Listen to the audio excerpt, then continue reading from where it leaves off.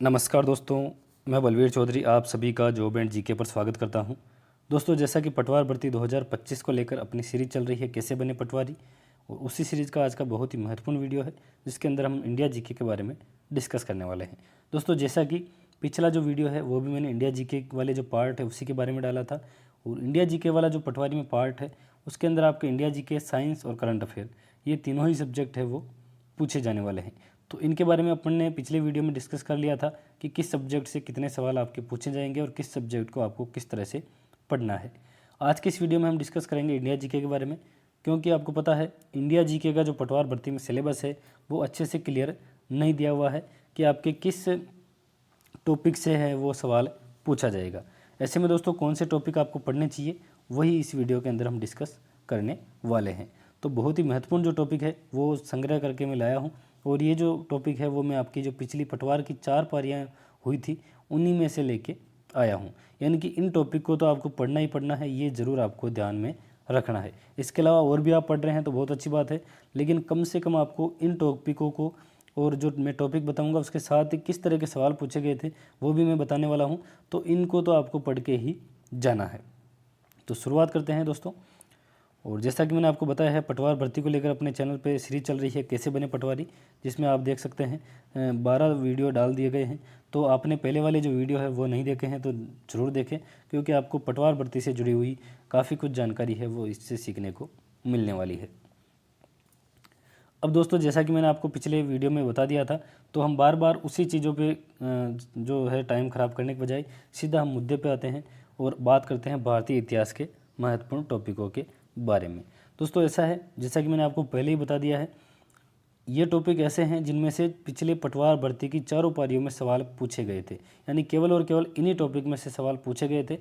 तो ज़रूरी नहीं कि इस बार भी केवल इन्हीं टॉपिकों में से सवाल पूछे जाए, लेकिन हाँ, इनमें से टॉपिक जरूर, इन टॉपिकों में से आपके सवाल जरूर आएगा, भले ही वो 70% आए, 60% आए या 80% आए, या फिर हो सकता है इन्हीं टॉपिक में से आपके 100% भी आ जाए, लेकिन फिर भी आपको इन टॉपिकों को तो कम से कम पढ़ना ही है। इनके अलावा अगर आप पढ़ रहे हैं तो बहुत अच्छी बात है, बाकी इन टॉपिक को आपको स्किप नहीं करना है। अब भारतीय इतिहास की, जैसा कि मैंने आपको बता दिया था, 7 सवाल आपके इसमें से पूछे जाएंगे, और 7 सवाल में आपके 2 सवाल तो आपके प्राचीन इतिहास के, उसके बाद 2 सवाल आपके मध्यकालीन इतिहास के, और जो है 2 और 2 4, उसके बाद में 3 सवाल है वो आपके आधुनिक इतिहास के पूछे जाएंगे। अब दोस्तों टॉपिक के बारे में बात करते हैं। तो सबसे पहले जो आपका इम्पोर्टेंट टॉपिक है वो है राजवंशों का क्रम और संस्थापक।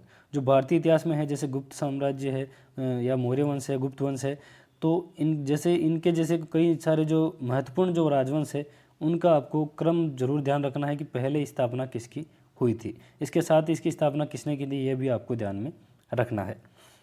उसके बाद में बात करते हैं अगले टॉपिक की। तो ये है दोस्तों आपके सभ्यता स्थल। जो सिंधु घाटी जो सभ्यता है उसके प्रमुख स्थल है, उनको आपको अच्छे से याद करना है। इसमें आपको कौन सा सभ्यता स्थल किस नदी के किनारे है ये पूछा जाएगा, और इसके अलावा खोजकर्ता भी आपको याद में रखना है कि खोजकर्ता है वो कौन था इस सभ्यता स्थल का। उसके बाद में दोस्तों अगला टॉपिक है आपके महाजनपदों की राजधानियाँ। जैसा कि आपको पता है 16 आपके महाजनपद है, तो इनकी आपको राजधानियाँ याद कर लेनी है, और जो पॉपुलर राजधानियाँ हैं वो तो आपको ऑलरेडी वैसे ही याद होगी, तो इनकी आपको राजधानियाँ अच्छे से याद कर लेनी है। बहुत ही छोटा सा टॉपिक है, आप आधे घंटे में इसको याद कर लेंगे, लेकिन एक सवाल आपका वहाँ पर कवर इससे हो सकता है। उसके बाद में दोस्तों बात करते हैं प्रमुख रचनाओं के बारे में। प्रमुख रचनाओं से दोस्तों पिछली बार भी हर शिफ्ट के अंदर 1 या 2 सवाल आपके पूछे गए थे, तो ये बहुत महत्वपूर्ण टॉपिक है। और प्रमुख रचनाओं में आपको आधुनिक इतिहास की भी ध्यान में रखनी है, उसके अलावा मध्यकालीन इतिहास की भी ध्यान में रखनी है, और प्राचीन इतिहास की भी आपको प्रमुख रचनाएं याद करनी है, और कम से कम आपको 50 रचनाएं तो आपको याद होनी ही चाहिए। उसके बाद में प्रमुख दर्शन, जो प्रमुख 5-6 दर्शन है उसमें से सवाल पूछा गया था, उसमें से आपसे मिलान पूछा जा सकता है, और जो प्रमुख रचनाएं वाला टॉपिक है उसमें भी आपको मिलान या जो कथन है वो आपसे पूछा जा सकता है। तो प्रमुख दर्शन 5 है, जैसे न्याय है, योग है, जो ये दर्शन है इनके आपको दार्शनिक भी याद कर लेने हैं। उसके बाद में प्रमुख विदेश यात्री, ये भी दोस्तों 4-5 विदेश यात्री है जो आपको इम्पोर्टेंट है, इनको आपको याद कर लेना है।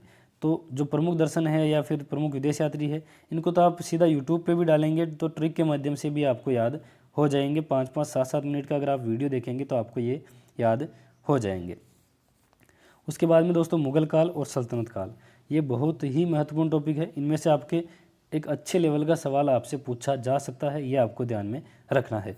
तो इनको आपको अच्छे से पढ़ना है, क्योंकि कथन पर आधारित सवाल आपसे इसमें से पूछा जा सकता है। दोनों में ही आपको शासकों का कालक्रम तो ध्यान में रखना है।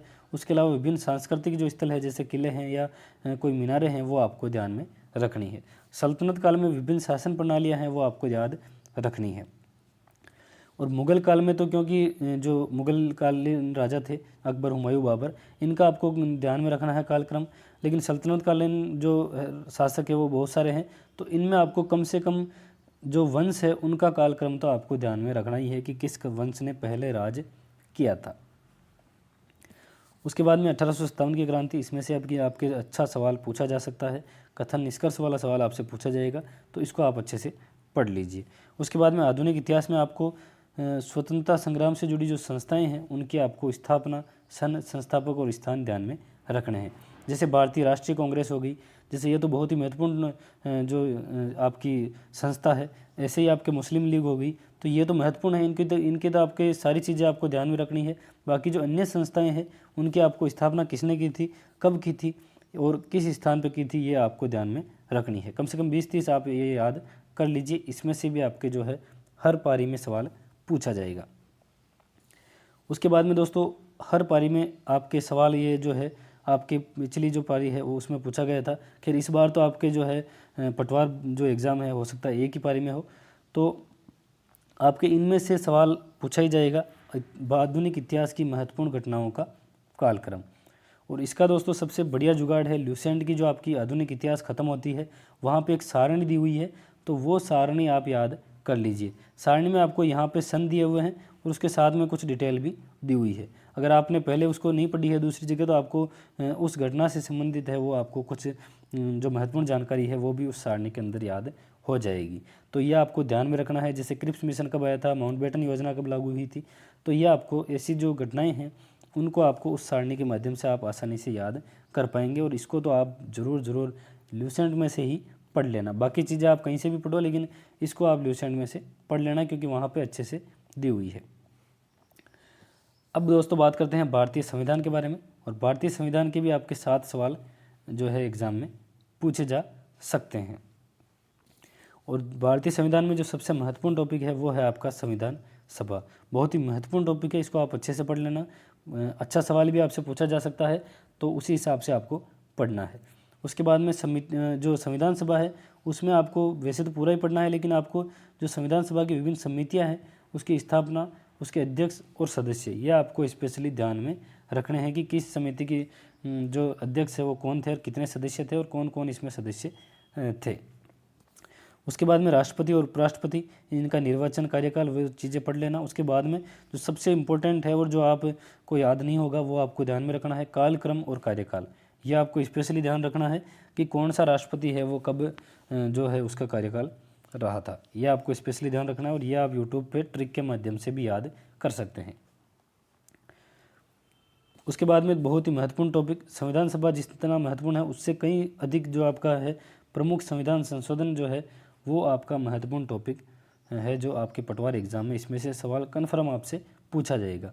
तो जितने भी संविधान संशोधन है वो आप पूरे याद नहीं कर सकते, लेकिन मेरे आइडिया अनुसार आपको अंतिम जो 10 है वो संविधान संशोधन याद रखने हैं। उसके अलावा जो महत्वपूर्ण 10 अन्य संविधान संशोधन है वो तो कम से कम आपको याद रखने ही रखने हैं। यानी कि टोटल 20 संविधान संशोधन आपको याद रहेंगे, तो आप ऑप्शन से या कैसे भी आप है वो ये सवाल है वो आप सही करके जरूर आएंगे। तो ये कुछ संविधान संशोधन तो मैंने लिख ही दिए हैं, बाकी आप भी जो है पिछले जो एग्ज़ामों में पूछे गए संविधान संशोधन है उनके आधार पे देख सकते हैं। उसके बाद में प्रधानमंत्री, मंत्रिपरिषद और संसद, इसमें से आपके सवाल पूछा जा सकता है। उसके बाद में नीति आयोग बहुत महत्वपूर्ण जो है, वैसे तो आयोग सारे ही महत्वपूर्ण है, लेकिन नीति आयोग तो आपको अच्छे से पढ़ना ही है। और नीति आयोग में ध्यान में ये रखना है कि इसका इतिहास, कैसे स्थापना हुई, कौन प्रथम अध्यक्ष रहा, ये तो ध्यान रखना ही है। साथ ही इसका जो करंट अफेयर है वो भी आपको ध्यान में रखना है। यानी कि वर्तमान में नीति आयोग के अध्यक्ष कौन है, या वर्तमान में नीति आयोग कौन सी स्कीम है वो कर रहा है, या फिर किस देश से या किस संस्था से कौन सा एमयू कर रहा है, ये आपको ध्यान में रखना है। उसके बाद में दोस्तों अपना है भारत का भूगोल और पारिस्थितिक तंत्र। भारत का भूगोल और पारिस्थितिक तंत्र में से भी आपके दोस्तों 7 सवाल आपके पूछे जाएंगे। और अब बात करते हैं कि कौन कौन से टॉपिक इसमें पढ़ने हैं। तो आपका सबसे महत्वपूर्ण टॉपिक है भारत का भौतिक विभाजन। ये अगर आप टॉपिक 1 भी पढ़ लेंगे तो भी आप मान लीजिए आपकी भूगोल है वो कंप्लीट हो जाएगी। और भारत का जो भौतिक विभाजन है उसमें से आपको अच्छा लेवल का सवाल पूछा जाएगा या पूछा जा सकता है, हो सकता है इजी भी आ जाए, लेकिन आपको तैयार रहना है कि आपसे अच्छा लेवल का सवाल पूछा जा सकता है। जैसे पर्वत है, पठार है, उनका उत्तर से दक्षिण का क्रम या दक्षिण से उत्तर का क्रम, या फिर घाट आपसे पूछा जा सकता है।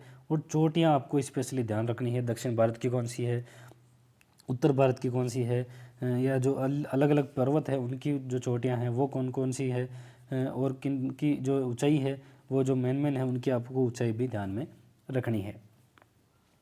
उसके बाद में वैसे तो ये टॉपिक है भारत के राज्यों की स्थलीय सीमा, इसी में आ जाता है पहले में ही भारत का भौतिक विभाजन में, लेकिन आपको स्पेशली इसका आपको ध्यान में रखना है कि भारत की जो है सीमा वो किस किस देश से लग रही है। ये तो आपको बेसिक है, ये आपको पता ही होगा। बाकी किस राज्य की सीमा लग रही है ये आपको ध्यान रखना है। और स्पेशली जो 7 सिस्टर्स है उनको आपको स्पेशली ध्यान रखना है, क्योंकि सवाल उधर से ही आपसे पूछा जाएगा और वहीं आप है वो गच्चा खाएंगे, तो ये आपको ध्यान में रखना है। साथ तटीय सीमा है वो भी आपको ध्यान में रखनी है। दोनों ही अति महत्वपूर्ण टॉपिक है, इनको आप अच्छे से पढ़ लेना। उसके बाद में नदी घाटी परियोजनाएं आपसे सवाल पूछा जाएगा, जिसमें आपके नदी यानी कि आपको नदी घाटी परियोजना दी जाएगी कि या मिलान के लिए अधिकतर इसमें से सवाल पूछा जाता है कि किस नदी पे है या कौन से स्थान पे है, तो ये आपको ध्यान में रखना है। उसके बाद में प्रमुख औद्योगिक इकाइयाँ जैसे हिंदुस्तान एरोनॉटिक्स लिमिटेड है या बेल है, तो इनकी जो ये है वो आपके कौन सा उत्पाद बनाती है या किससे संबंधित है, ये आपको ध्यान में रखना है। उसके बाद में प्रमुख खनिज स्थल भी आपको ध्यान में रखने हैं, जैसे कि आपके राजस्थान की बात करें तो आपके देवबारी हो गया, खेतड़ी हो गया, अगुचा हो गया। तो इस तरह ही आपको इंडिया लेवल पे भी ध्यान में रखना है, जैसे जमशेदपुर हो गया, भिलाई हो गया। तो राजस्थान लेवल के तो आपको याद होंगे ही, क्योंकि वो राजस्थान में भी आपसे पूछे जाएंगे, लेकिन आपको इंडिया लेवल के जो है कम से कम 10 प्रमुख खनिजों के स्थल ध्यान में रखने हैं कि ये किस खनिज का प्रमुख स्थान है और किस राज्य में स्थित है। ये आपको कम से कम 10 तो आपको याद में होने ही चाहिए। उसके बाद नदियाँ, आप मुख्य नदियाँ हैं वो पढ़ सकते हैं। उसके बाद में जलवायु और वनस्पति, इससे भी सवाल पूछा जाएगा। वनस्पति जो नई वन रिपोर्ट है वो आप अच्छे से पढ़ लेना, क्योंकि उसमें से आपके या तो करंट में पूछा जाएगा या फिर ज्योग्राफी में सवाल पूछा जाएगा। उसके बाद दोस्तों आपका अंतिम जो टॉपिक है वो है पर्यावरण पारिस्थितिकी, और इसमें से आपके सवाल पूछा जाएगा।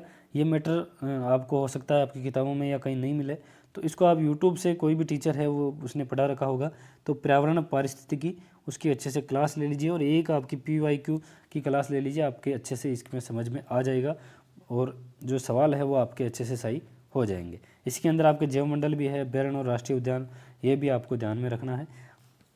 तो दोस्तों ये थे आज के महत्वपूर्ण जो टॉपिक। उसके अलावा दोस्तों आप अपना अगले वीडियो में जो अन्य सब्जेक्ट है उसके बारे में भी चर्चा करेंगे। साथ ही दोस्तों जो ये मैं टॉपिक बता रहा हूँ, मैं प्रयास ये करूँगा, फिलहाल पढ़ने आपको ही है, लेकिन प्रयास ये करूँगा कि इनमें से महत्वपूर्ण जो प्रश्न है उनको इस तरह से आपके सामने PDF के माध्यम से है वो दे दूँ, ताकि आप है वो अच्छे से रिवाइज भी कर सकें। तो मैं प्रयास करूँगा, लेकिन फ़िलहाल आपको अपने स्तर पे जो इन टॉपिकों को है वो पढ़ना है। ठीक है दोस्तों, तो मिलते हैं अगले वीडियो में, तब तक के लिए सभी को जय हिंद।